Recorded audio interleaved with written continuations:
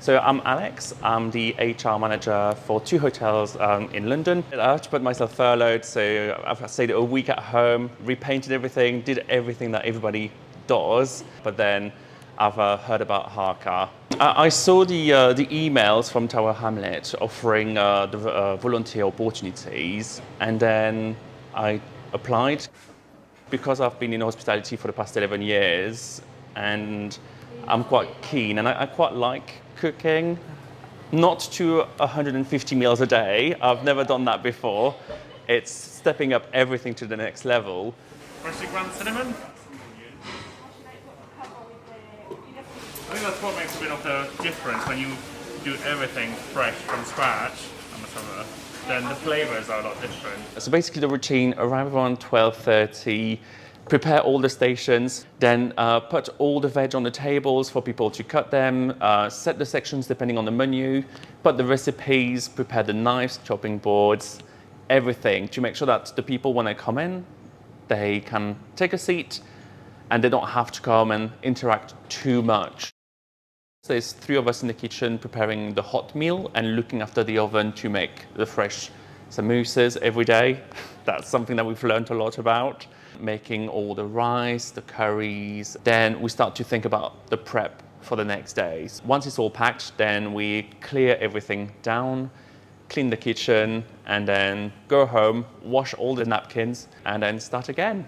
And it's quite encouraging to see people just like being happy to try new things. We had a lot of residents who was like, what was that yesterday? So we did a tartiflette, because we had some brie that was given, like 5 big brie. So we made literally a potato gratin, put some cheese on top, call it a tartiflette. And that's more or less how it's done in France. So we've made so many different flavors that they were just like, I've never had that. It was nice, but what was it?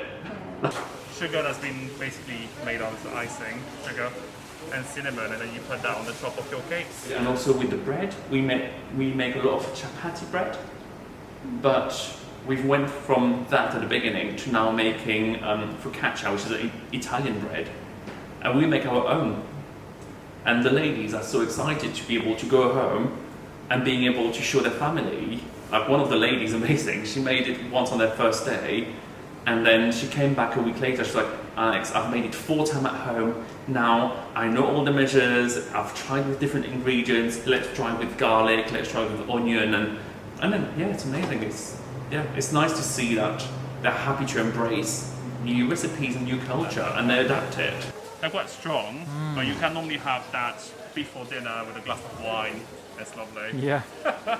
Or 2. It's so energizing and like you're so happy at the end of the day, even if you're a bit tired. It's the moment for everybody to get together and support the one that needs help. I personally feel that I'm healthy, I'm lucky to be having some spare time, so let's just help each other.